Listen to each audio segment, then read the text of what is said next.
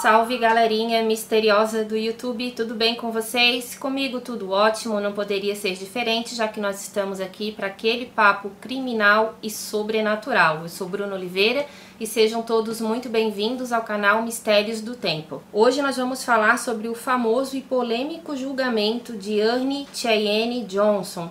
Esse caso também ficou conhecido como O Diabo Me Fez Fazer. Esse foi o primeiro julgamento na história dos Estados Unidos em que a defesa tentou provar possessão demoníaca no tribunal para inocentar um réu de acusação de homicídio. Essa história inspirou o filme Invocação do Mal 3, A Ordem do Demônio, que foi lançado em 2021. Esse caso foi mais um em que o Ed e a Lorraine Warren também participaram e, segundo eles, esse caso foi o mais emblemático das suas carreiras. Vamos conhecer essa história? Então bora pro vídeo. Vlad, solta a vinheta.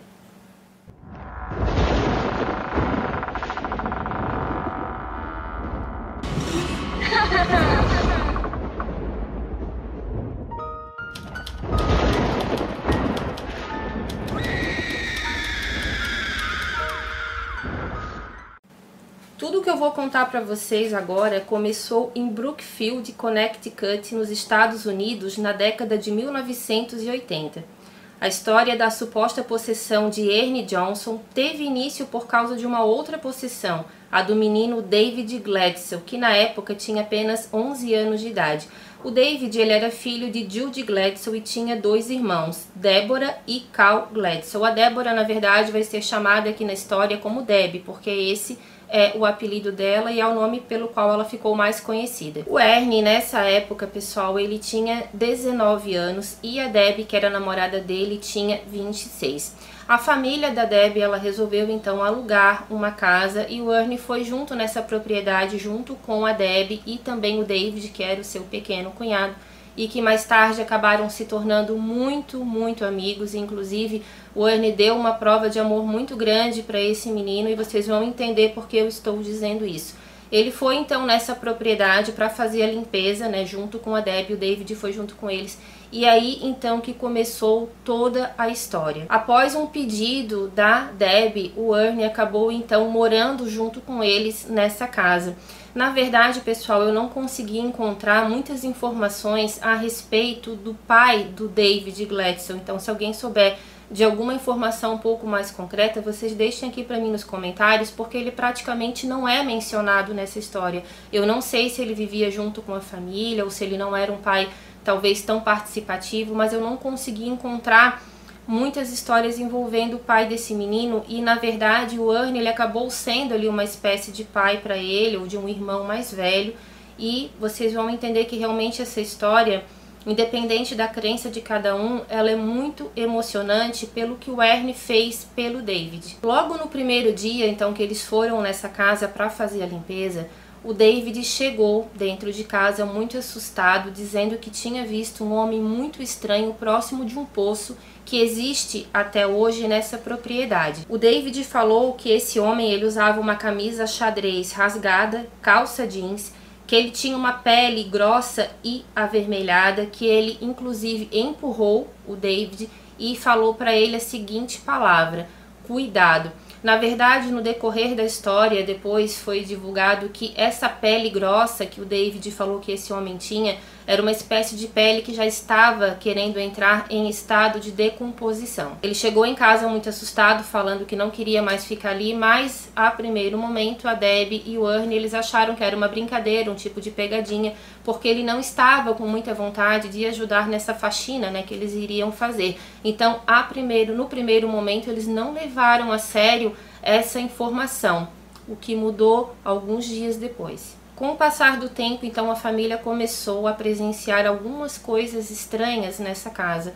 Só que a família, até o momento, no início, eles escutavam bastante barulhos vindo do sótão e alguns barulhos também que vinham da parte de trás da casa, que era exatamente onde ficava esse poço.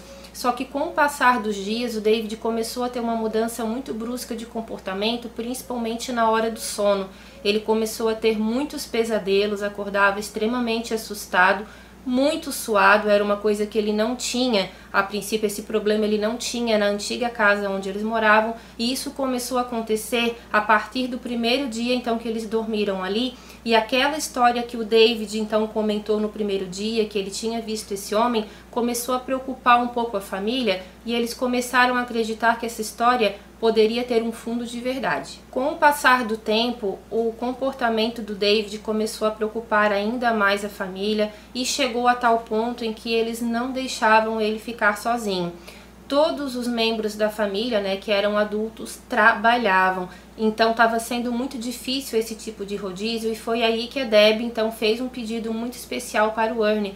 O Ernie gostava muito do David, apesar da diferença de idade, eles tinham bastante contato e brincavam bastante também.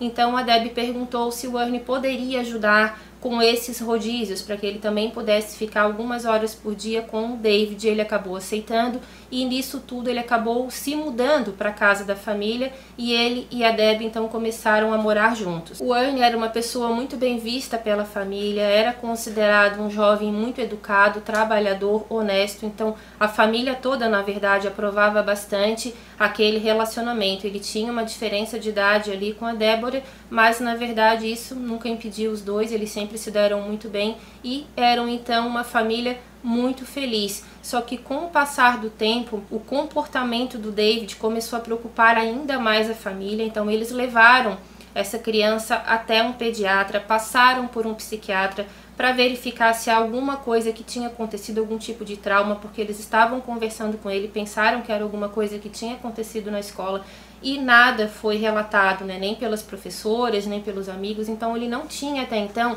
passado por nenhum tipo de trauma físico nem psicológico. Alguns exames foram feitos, ele não tinha absolutamente nada. Nesse período, o psiquiatra ele também atestou que o David não sofria de nenhum tipo de problema mental, mas ele foi diagnosticado com um pequeno atraso de aprendizagem. Então eu quero que vocês guardem bem essa informação. O psiquiatra, procurado pela família, falou que o David não tinha nenhum problema mental.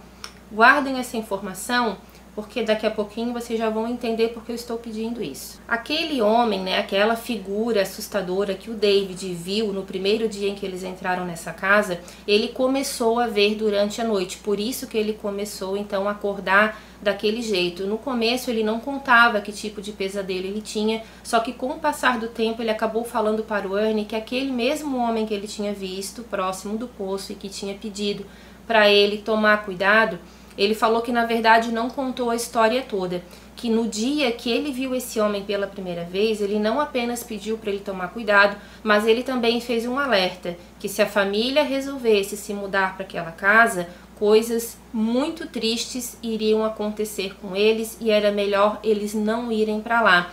Só que o David acabou não contando essa história porque ele também, apesar de ser muito novinho, ele tinha cerca de 11 anos nessa época, ele também era preocupado com a situação da família. Ele sabia que os pais também não ganhavam muito bem e que o aluguel daquela casa era compatível com o que eles poderiam pagar. Então ele, para não dar problema para a família, resolveu guardar essa informação só para ele. Só que esse homem que ele começou a ver durante o sono, durante o período da noite, ele começou também a aparecer para ele durante o dia com muita frequência. E isso estava deixando ele muito assustado, ele não queria mais sair de casa, ele tinha pavor, qualquer tipo de barulho que ele escutava dentro de casa, ele já ficava assustado, e a família começou a achar que realmente poderia ser algo espiritual, porque todos os outros integrantes da casa também começaram a escutar com muita frequência aqueles barulhos estranhos que vinham do sótão. Sempre que eles iam para verificar o que poderia estar acontecendo, nada de errado até então era encontrado. Além desses terrores noturnos que o David começou a apresentar, algo muito grave começou a acontecer, e a mãe dele, a Judy Kletzel, ela disse mais tarde que ela viu isso acontecer com o filho. Ela levou ele novamente no médico, mas nada de errado a princípio foi encontrado com ele. Ele começou a aparecer com manchas roxas pelo corpo, e alguns arranhões nos braços também, exatamente no momento em que ele estava acordando, porque a Judith falou que quando o filho ia dormir, ele estava em perfeito estado, e quando ele acordou, ele estava com alguns arranhões no braço, e ele falou que foi esse homem, né, que ele sempre estava relatando para a família que via, que foi esse homem que acabou fazendo então esses ferimentos no braço dele. Só que além desse homem, outras personagens também começaram a aparecer para o David. O David Gladstone era um menino considerado muito educado, respeitoso com a família, nunca teve nenhum problema na escola, só que isso começou a mudar. Ele começou a ter o hábito de falar palavrões, palavras que, segundo a família, eles nunca falavam dentro de casa. A princípio era uma família bem tranquila, então não sabiam nem da onde ele tinha escutado aquele tipo de coisa. Ele não sabia assoviar e de repente ele começou a fazer isso com frequência, e a família começou a perceber nele alguns trejeitos diferentes, olhares diferentes. Em alguns momentos o David também mudava as feições do rosto dele, e a família começou a perceber que ele poderia estar tendo algum tipo de influência espiritual, porque como o rosto dele acabava mudando por questões de segundo, a família achava que ele estava tendo algum tipo de transfiguração, que mais tarde também foi confirmado por Ed e Lorraine Warren. O David também começou a ter algumas convulsões, essas convulsões eram muito graves, porque ele espumava bastante, ele se batia no chão, ele se arranhava, ele gritava, e ele costumava falar algumas palavras que a família não entendia. Não se sabe exatamente o que ele falou, se era numa língua estranha ou não, mas o que a família conta é que, na verdade, ele emitia um tipo de rosnado que não dava para entender, mas que ele falava algum tipo, né, alguma frase, algum tipo ali de recado que parece que ele queria dar, mas que não era entendido. Quando ele acordava dessas convulsões, ele não lembrava de absolutamente nada. Novos exames foram feitos para ver se ele tinha algum tipo de problema, porque a família não sabia mais o que fazer, mas os médicos também diziam que ele não tinha nada, que poderia ser talvez um grande estresse pela mudança, mas aquilo tudo não tinha como ser tratado por algum medicamento, porque ele não tinha nenhuma doença física. Com o passar do tempo, além do David, a Debbie também começou a ver algumas coisas nessa casa, e ela disse o seguinte em uma entrevista: "Eu vi algo estranho. Ele se manifestou. Apenas um rosto na parede. Tinha bochechas altas, um queixo estreito, um nariz fino. Grandes olhos negros escondidos em buracos escuros. Ele mostrou os dentes, ele desapareceu tão rapidamente quanto apareceu." E ela disse que no dia em que ela viu essa visão, ela teve certeza que tudo que o David estava passando era realmente algo espiritual, que alguma coisa muito ruim estava naquela casa. A família tentou ver um outro local para ficar, mas parece que nada ajudava nessa situação. A situação financeira deles estava muito apertada, pelo que eu entendi, a Débora ali também não estava mais trabalhando, e eles precisaram realmente ficar naquele imóvel porque era uma casa que tinha um valor bem mais baixo, né, referente ao aluguel. A situação da família começou a ficar cada vez pior, né, se é que é possível piorar ainda mais, e agora todos eles começaram a presenciar assustadoras manifestações. Os barulhos vindos do sótão estavam cada vez mais insuportáveis, eram batidas muito fortes que não deixavam a família dormir. Objetos, segundo eles, começavam a se mexer sozinhos. Alguns objetos foram arremessados de locais mais altos, quase atingindo a família. Até mesmo, pessoal, uma frigideira parece que estava no fogão com ela ligada, ela foi arremessada com força total na parede, mas por sorte não machucou ninguém. E os livros também que eles tinham nas estantes nunca paravam arrumados, eles saíam e quando eles voltavam, todos esses livros estavam no chão. A Debbie falou que no auge do medo dela, né, foi quando então ela teria sido atacada por uma espécie de mão verde, e que essa mão verde tinha umas unhas muito grandes que mais pareciam garras. Ela disse que muitas pessoas não acreditavam nela, que ela sofreu, né, alguns preconceitos ali por onde ela passou, de pessoas que achavam que ela estava inventando, mas ela disse que sabe o que ela viu. Essa mão teria saído do chão, a família então percebeu que aquele poço que estava atrás da casa poderia ter alguma coisa a ver com essa entidade que estava atormentando a família, porque eles sentiam uma energia muito carregada cada vez que eles chegavam perto desse poço. E segundo a Lorraine Warren falou mais tarde, eles tinham razão. Pessoal, tudo isso que eu contei para vocês agora parece sim que foi uma eternidade de tempo para essa família, mas não foi. Tudo isso aconteceu num período de 12 dias. A família já tinha procurado alguns médicos, a medicina até então não poderia ajudá-los, então eles resolveram procurar um padre da Igreja Católica de São José. Esse padre foi até a casa, deu uma bênção nesse imóvel, esse padre que eu não consegui saber o nome dele, falou que ele também não se sentiu muito bem naquela casa e após a bênção que ele deu, infelizmente as coisas pioraram. O padre voltou naquela casa, disse que realmente estava sentindo que algo demoníaco poderia estar ali. Ele então entrou em contato, ele mesmo fez o contato com o Ed e a Lorraine Warren. Então assim, gente, uma observação minha a respeito desse casal. Eu também não estudei muito a fundo a vida do Ed e da Lorraine, mas algumas fontes criticam muitas vezes esse casal, falando que eles são muito sensacionalistas, mas na minha opinião eles não eram, porque eles sempre descartavam qualquer tipo de problema físico, tanto é que eles muitas vezes encaminhavam essas pessoas com supostas possessões para que eles fossem analisados por esses médicos. Os padres da Igreja Católica iam nessas casas muitas vezes a pedido do próprio casal, então eles tinham um contato muito direto com a Igreja Católica e muitos padres consideravam extremamente relevantes os relatórios que eles davam. O Ed e a Lorraine então foram nessa casa a pedido do padre, só que o padre já havia passado para eles que o David tinha alguns problemas com o aprendizado, ele tinha um leve atraso, então a Lorraine entrou em contato com um médico, não sei se era psiquiatra, se era um pediatra,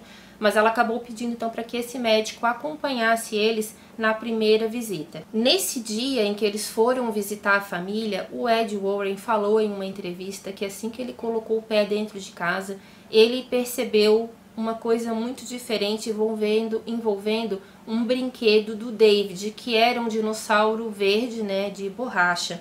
Ele falou que esse brinquedo se mexeu sozinho e que ele também emitiu um som muito estranho e que toda a família ficou muito surpresa porque aquele tipo de brinquedo não fazia esse tipo de coisa. E o Ed então percebeu que algumas manifestações também aconteciam nos brinquedos que pertenciam ao David. A Lorraine Warren também garantiu que ela escutou nesse mesmo dia o David falar em vozes irreconhecíveis e disse que ele tinha recitado passagens da Bíblia, passagens muito complexas que uma criança que não tinha o hábito de ler a Bíblia, pelo que eu sei, eles também não frequentavam muito a igreja, ele já tinha uma dificuldade grande de leitura e de aprendizado, então isso tudo surpreendeu ela, como ele sabia recitar aquele tipo de coisa, então ele sabia de cabeça, ele não leu a Bíblia para ela, ele acabou falando grandes passagens da Bíblia e passagens bem complexas. E ele também teria recitado alguns trechos do livro chamado Paraíso Perdido, de John Milton, que também era uma leitura muito difícil. Ele nunca tinha lido esse livro, segundo a família, e a Lorraine começou a acreditar que realmente algo sobrenatural estava naquela casa. Ela disse que também viu uma sombra negra ao lado do David no exato momento em que ele começou a ter uma outra convulsão. Só que essa convulsão foi um pouco diferente das demais, porque ele disse que ele conseguia falar, ele estava espumando também, mas ele falou que uma espécie de mão estava apertando o pescoço dele, e a Lorraine então falou que sim, que realmente essa sombra negra que estava ao lado do David estava tentando asfixiá-lo. A Lorraine e o Ed, eles passaram alguns dias ali com a família, eu não sei se eles ficaram dormindo nessa casa ou se eles iam todos os dias. Eles fizeram várias pesquisas, levaram ali os seus livros, né, os seus materiais de estudo, até que a Lorraine encontrou esse poço, né, que estava atrás da casa, e ela pediu, por favor, para que ninguém fosse nesse local, que ela disse que era um local extremamente carregado, que algum tipo de ritual já possivelmente teria sido feito ali. Isso também é retratado no filme Invocação do Mal 3, só que claro que com uma parte ficcional ali bem maior, mas essa história do poço referente a trabalhos de bruxaria pode sim ter sido verdade. A Lorraine e o Ed, eles ficaram muito preocupados com o David, porque a Lorraine principalmente falou que ele conversava muito com ela, estava bem, e de repente ele começava a falar coisas sem nenhum sentido, e ele falava muito em ferimentos causados por faca, como se ele fosse fazer aquilo, como se ele já tivesse passado por aquilo. E ela disse que isso começou a se tornar algo repetitivo. Ela não alertou a família a respeito disso, mas ela procurou um conhecido dela na polícia e ela deixou isso alertado para eles, que era para eles tomarem cuidado se recebessem algum tipo de ligação dessa família que não fosse completada, era para eles irem até a casa, porque ela estava com um pressentimento, ela tinha tido uma premonição que algo trágico poderia acontecer envolvendo ferimentos à faca, e infelizmente isso aconteceu. Com todas as análises feitas então pelo casal Warren, eles elaboraram um relatório e esse relatório foi encaminhado para o Vaticano. O relatório foi enviado, porém autorização para exorcismos menores, também chamados de liberações, e não um exorcismo oficial, mesmo com todos os relatos confirmados pelo casal, foi então autorizado. Então, aquele ritual mais elaborado, um pouco mais pesado, digamos assim, não foi autorizado para esse caso, mas a igreja autorizou então que até 3 exorcismos menores fossem então feitos no David. Com isso, uma sequência de 3 exorcismos acabou acontecendo. Os 2 primeiros exorcismos, a princípio, não surtiram efeito. A impressão que a família teve é que a situação estava cada vez pior. Nesses rituais estavam presentes cerca de 7 padres, o casal Warren, a família do David, e o Ernie também fazia questão de estar sempre ao lado do David por causa da amizade que eles tinham. O Ernie sofria bastante com esses hematomas que ele estava tendo, não sabia mais o que fazer para ajudá-lo, ele fez questão de sempre estar ao lado do seu pequeno cunhado. O Ed e a Lorraine, eles contam que todos, esses exorcismos, inclusive os 2 primeiros que não surtiram muito efeito, eles eram muito assustadores, extremamente exaustivos. O David ficava extremamente violento, com uma força física muito maior do que a que ele tinha. A sua voz e o seu rosto também sofriam alterações. E isso foi tudo muito difícil para a família. E o Ernie estava cada vez mais nervoso e também emocionado. Dizem que ele chorava muito em cada convulsão que o David tinha. Diz que era uma coisa muito triste realmente da família ver.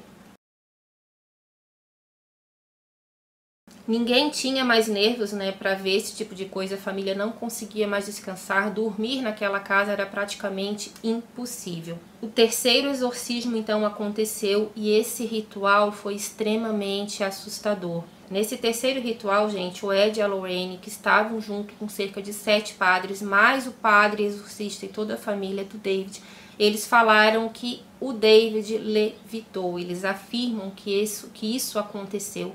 O David ficou praticamente irreconhecível, totalmente inconsciente, tanto que ele não lembrou de nada. No final desse exorcismo, inclusive, ele acabou desmaiando.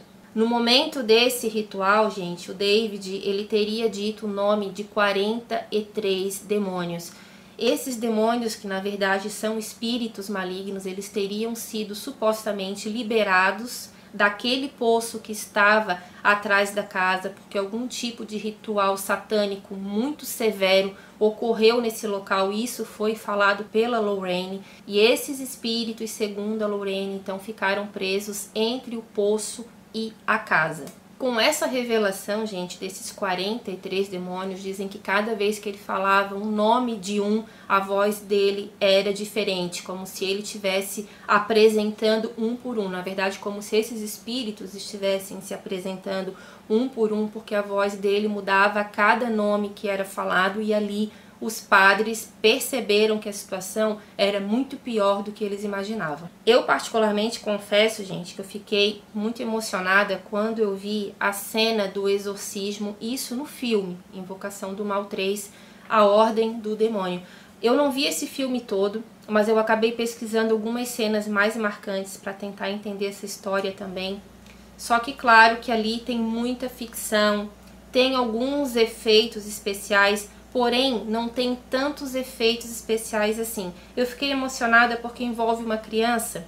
Ali era um filme, mas a história real envolveu uma criança, e algumas pessoas, alguns padres que teriam participado desse exorcismo, algumas pessoas que os conheceram, porque alguns já são falecidos, eles falaram que pela descrição feita, apesar de todo aquele efeito visual todo, não fugiu muito à regra o que realmente aconteceu. Uma curiosidade sobre a cena do filme do exorcismo do David foi o contorcionismo, que não foi um efeito especial. Aquela cena bem assustadora da mesa, onde ele se contorciona, onde ele se torce todo. Aquela cena foi feita por uma contorcionista de 12 anos, na época ela tinha essa idade, chamada Emerald Wolf. Essa cena, segundo o diretor do filme, acabou espantando até mesmo os atores principais. Tamanha realidade, né? Eu achei muito assustadora a cena. Então vou deixar aqui até um trechinho para vocês, mas não sei se foi exatamente assim que aconteceu, mas as pessoas falaram que o David sim se contorceu muito de uma forma que ele nunca conseguiria fazer se uma força maior não tivesse presente ali. Mas enfim, gente, voltando à história real, no terceiro filme o Ernie estava ajudando a segurar o David, que estava extremamente violento. O Ed e a Lorraine Warren falaram que a mesa não parava de balançar, que a mesa estava tremendo o tempo todo, que ele não aguentava mais ver o sofrimento do David, né, que estava ali já muito machucado. Esses arranhões começaram a aparecer no rosto dele, no pescoço dele. Ele estava praticamente asfixiando, ele se batia muito, ele conseguiu empurrar alguns padres com uma força que, segundo eles, não era humana. Nesse momento, o Ernie, ele acabou pedindo para essa entidade, na verdade ele desafiou, ele deu uma crise de nervos, ele gritou para essa entidade deixar o David em paz, que essa entidade era um covarde, que ele era apenas uma criança. E assim como no filme, ele também levou ali um pito, né, digamos assim, do Ed Warren. O Ed pediu para ele parar, que não era para ele dar vez para esse demônio, que não era para ele conversar com ele, mas ele não conseguiu se controlar. O David nesse momento teria empurrado o Ed com bastante força, que acabou caindo no chão, empurrou a Debbie também, que acabou caindo, e nesse momento o Ernie segurou ele pelos braços, pediu para que ele olhasse nos olhos dele. O David acabou olhando e ele pediu então para que essa entidade levasse a ele próprio, mas que deixasse o menino em paz. O Ed tentou impedir, mas não deu tempo, e naquele momento, segundo o Ed falou, os olhos do Ernie mudaram a tonalidade por um breve momento. O David acabou desmaiando e ali ele teria percebido então que o objetivo do Ernie foi aceito pelo demônio. Ele acabou deixando o corpo do David e acabou possuindo o Ernie. Leave him alone! Ernie, don't talk! Leave him alone! He's just a little boy, you coward! Leave him alone! O Ernie Johnson, gente, ele teria dito exatamente essas palavras: eu não tenho medo de você, eu vou lutar contra você, leve a mim, leve a mim. E assim foi feito. Mais tarde, em uma entrevista, o Ed e a Lorraine falaram também que a mãe do David e a Judy e a Debbie, mesmo que involuntariamente, acabaram ajudando essas entidades do poço ali a se manifestarem, que alguma vez, talvez, elas tinham tido algum contato também com algum ritual satânico, algo parecido. Não sei se elas faziam algum tipo de coisa assim anteriormente, ou se foi apenas por esse contato indevido com algum tipo de objeto que estava nesse poço. Mas ele falou que a mãe e a irmã, mesmo que involuntariamente, também tiveram muito a ver com essa história. Alguns dias após o ritual, o Ernie sofreu um acidente de carro. Ele disse que na verdade não foi ele que causou esse acidente, que ele perdeu totalmente o controle do carro, que ele bateu em uma árvore, que ele sabia o que ele estava fazendo, mas ele não tinha controle. Ele não se machucou, mas o carro dele ficou praticamente destruído e ele encarou aquilo ali como um sinal. Na verdade, o comportamento dele já estava muito diferente desde a noite em que aconteceu o terceiro exorcismo. Quanto ao David, parece que ele nunca mais teve nenhum tipo de convulsão, que ele acalmou, que ele estava conseguindo dormir. Porém, a vida do Ernie não estava sendo a mesma coisa e a Debbie começou a ficar muito preocupada com isso. Tanto é que eles resolveram então procurar um outro imóvel para que eles pudessem sair daquela casa. O Ernie então teria ido até o fundo, ali até os fundos da casa onde estava esse poço. Ele disse que foi guiado por uma força maior, mesmo a Lorraine pedindo para ele não ir.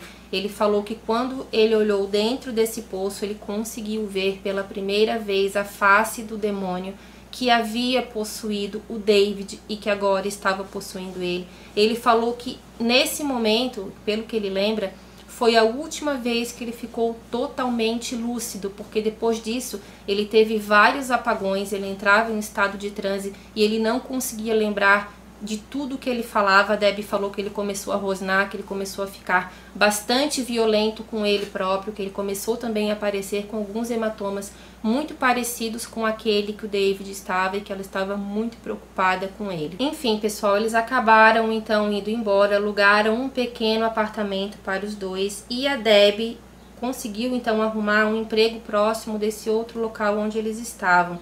Ela conseguiu um emprego em um canil chamado Brookfield Pet Motel, que pertencia a um homem chamado Alan Bono.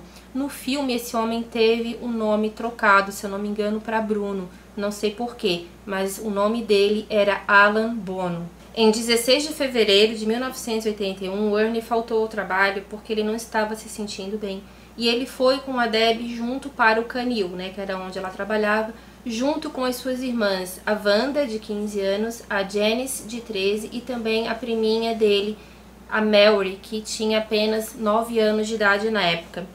O Alan, pelo que se sabe, ele se dava bem com a Debbie e também com o Ernie. Só que nesse dia, pessoal, aconteceu uma coisa que mudou toda a história. O Alan, vendo então que a Debbie havia levado, as primas e também o Ernie, eles acabaram então ali meio que ajudando ela também no serviço, porque parece que ela trabalhava bastante, ali era um serviço até bem pesado para ela poder fazer, para ela poder limpar. E ele acabou, então, o Alan acabou convidando eles para almoçar fora e assim foi feito. Eles foram comer uma pizza, só que nesse restaurante o Alan acabou bebendo um pouco mais além da conta. Pelo que algumas testemunhas falaram, o Ernie também teria bebido, só que uma quantidade muito menor, que não deixou ele embriagado. Mas o Alan, mesmo a Debbie pedindo para ele parar de beber, porque ele estava dirigindo, ele acabou então se excedendo, mas algum tempo depois, então, eles voltaram para o canil. Nesse canil, gente, a Debbie já começou a arrumar as coisas para ir embora um pouco mais cedo, porque estava insuportável ficar com o Alan daquele jeito, ele estava extremamente embriagado. Começou a fazer algumas piadas ali que estavam deixando o Ernie bem incomodado também, e ele não aceitou que a Debbie fosse embora antes do horário. Quando ela foi pegar, então, a prima dela menor, a Mary, o Alan Bono teria agarrado essa menina de uma forma muito atrevida, muito imprópria. O Ernie já estava no carro junto com as outras duas crianças, só que vendo aquele tipo de situação, ele ficou com uma raiva incontrolável. Ele disse que não lembra mais de nada depois disso, ele só viu que ele tentou agarrar a menina assim, de uma forma abusiva, que a Debbie tentou intervir, mas não teve força para conseguir separá-la. A criança já estava em estado de pânico, as outras duas estavam chorando no carro. Foi aí que o Ernie então disse que sentiu uma raiva que ele nunca sentiu na vida dele, que ele simplesmente apagou. Nesse momento, pessoal, ele acabou indo para cima do Alan, derrubou ele no chão. O Ernie tinha sempre com ele um canivete muito pequeno, mas muito pequeno mesmo, e ele acabou atacando o Alan Bono com uma força, segundo a Debbie, que ela até se assustou porque ela não achava mesmo que era o Ernie que estava ali. Ele começou a falar numa língua estranha. Ela disse que quando olhou para o rosto dele, ela não reconheceu. Ele estava muito pálido e as feições do rosto dele estavam muito diferentes, como se ele não fosse mais o Ernie, como se ele já tivesse assumindo a forma física de uma outra pessoa. Para quem acredita, no espiritismo, no sobrenatural, isso é justificado. Se chama transfiguração, que é quando um espírito acaba tomando tanto a energia dessa pessoa que ele acaba passando as feições que ele tinha em vida para esse indivíduo. E parece que foi isso que aconteceu com o Ernie, pelo menos é o que a Debbie contou. Ele acabou então desferindo alguns golpes com esse canivete. As feridas que foram encontradas mais tarde no corpo do Alan foram descritas pelos policiais como algo difícil de acreditar, que um ser humano fez aquilo com o outro, ainda mais com um canivete tão pequeno. Um dos ferimentos dele, pessoal, chegava um pouco abaixo do umbigo até o começo do pescoço. Então ele acabou morrendo ali no chão do canil algumas horas depois. O Ernie não olhou para ninguém, simplesmente deixou a Debbie ali no local com as crianças. Ela chamou a polícia e ele acabou indo em direção à estrada sem olhar para trás.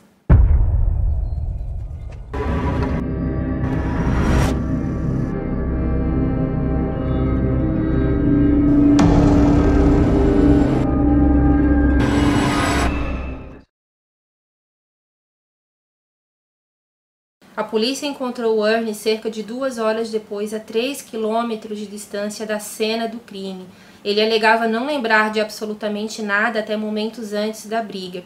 O policial se assustou quando ele virou de frente, pois suas roupas estavam todas sujas de sangue, e ele disse que achava que tinha machucado alguém. Essa cena também é retratada no filme, tá? De uma forma bastante fiel. O Ernie acabou sendo preso, não teve nenhum tipo de resistência. O policial falou que ele estava muito pálido, que ele estava suando bastante, que ele não dizia coisa com coisa. Foi feito alguns exames nele na época, mas foi concluído que ele não estava sob nenhum efeito de droga e sem nenhum também efeito de álcool. Um dia depois, a Lorraine Warren soube dessa história e ligou para a polícia dizendo que o Ernie estava possuído por uma entidade demoníaca quando cometeu o crime. A polícia não acreditou e o processo de julgamento então teve início.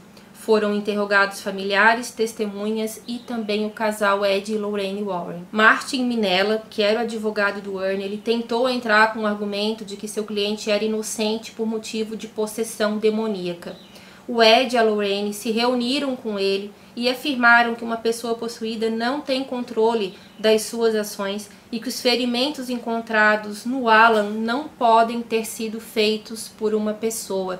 E isso também foi concluído ali, confirmado de certa forma pelos legistas, que não entenderam como um canivete tão pequeno assim conseguiu fazer um estrago tão grande. A história acabou ganhando a mídia, vários padres começaram a procurar o Ernie, bispos foram atrás dessa situação. O Ed e a Lorraine já tinham avisado o Vaticano que isso tudo poderia se tornar uma coisa muito maior, mas por algum motivo naquele momento isso não foi levado tão a sério assim. Esse caso, pessoal, ficou conhecido como "O Diabo Me Fez Fazer", porque era uma frase repetida pelo Ernie o tempo todo. Quando ele era questionado por que ele fez isso com Alan Bono, ele disse essa frase: "O diabo me fez fazer". O Martin Minella, que era advogado, ele solicitou trazer especialistas da Europa e também intimar os sacerdotes envolvidos nos exorcismos do David Gladstone. Mas o juiz do caso, chamado Robert Callahan, ele não aceitou essa premissa e alegou que isso era impossível de se provar e que os testemunhos não seriam relevantes nem científicos. Sem conseguir, então, abertura para provar a possessão no tribunal, o Martin Minella ele entrou com um argumento de legítima defesa, mas os jurados não ficaram convencidos disso, até porque a versão da defesa mudou no meio do caminho. Isso não pegou bem para o júri, que acabou então condenando o Ernie. No dia 24 de novembro de 1981, Ernie Cheyenne Johnson foi condenado por homicídio culposo em primeiro grau e sentenciado de 10 a 20 anos de prisão, embora tenha cumprido apenas 5 anos por bom comportamento. A Debbie nunca abandonou ele, sempre visitava ele na cadeia. Eles acabaram se casando quando ele ainda estava preso, e quando ele saiu 5 anos depois, logo depois desse período, ela acabou engravidando e eles tiveram 2 filhos. Depois disso tudo, pessoal, o Ernie nunca mais apresentou nenhum tipo de sintoma de possessão demoníaca. Muitas pessoas falavam assim: ah, mas por que que ele simplesmente deixou de apresentar, se nenhum exorcismo propriamente foi feito com ele? E a Lorraine falou que isso pode acontecer sim, que em alguns casos em que a pessoa é possuída por causa de um ritual satânico que havia no local, que provavelmente era o que aconteceu na casa dos Gladstone, ele teria que cumprir uma espécie de ordem do demônio, ou seja, ele teria que levar uma vida.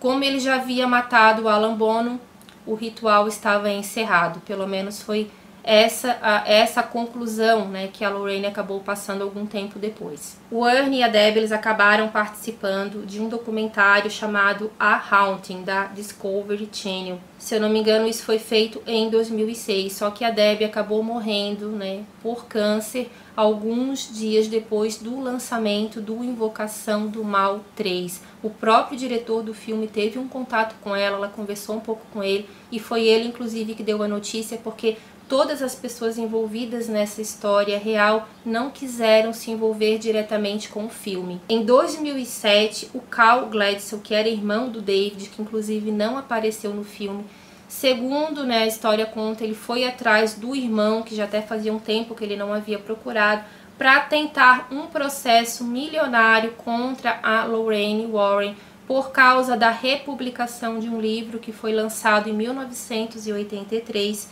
Esse livro, mais tarde, foi republicado em 2006 e eles falaram que aquilo ali tudo era uma grande mentira, que o casal Warren tinha se aproveitado da situação do David, que o David tinha problemas mentais na infância, que aquela possessão nunca existiu.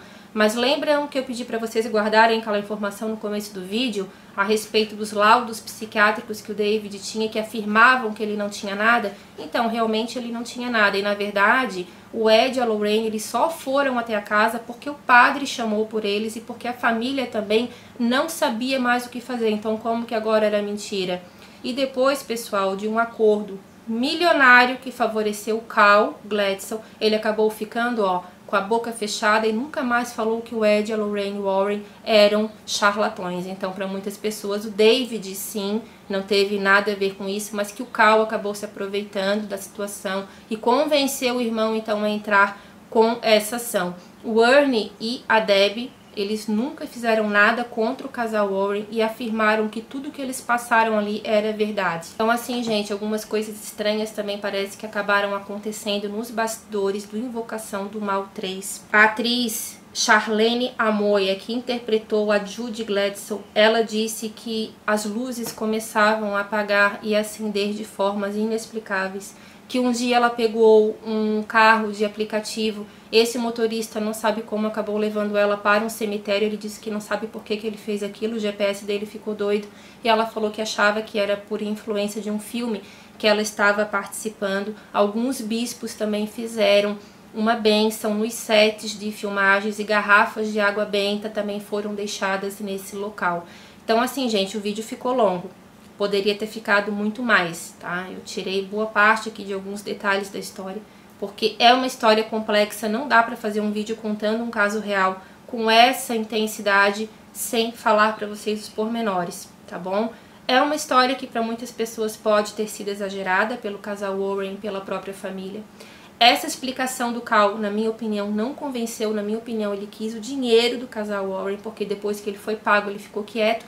E aquela história que o irmão dele tinha um problema mental caiu por terra, porque os psiquiatras procurados pela própria família e pelo casal Warren também, antes de enviar o relatório para o Vaticano, também confirmaram que ele não tinha absolutamente nada, que ele era saudável, e o Ernie confirmou tudo aquilo ali, mas até hoje ele também não gosta de tocar nesse assunto. Então, assim, pessoal, essa foi a nossa história de hoje. Espero que vocês tenham gostado. Se gostaram, deixem um like, compartilhem também nas redes sociais de vocês com pelo menos um amigo, porque isso nos ajuda muito, tá bom? Um beijo grande, até a próxima história. Tchau, tchau!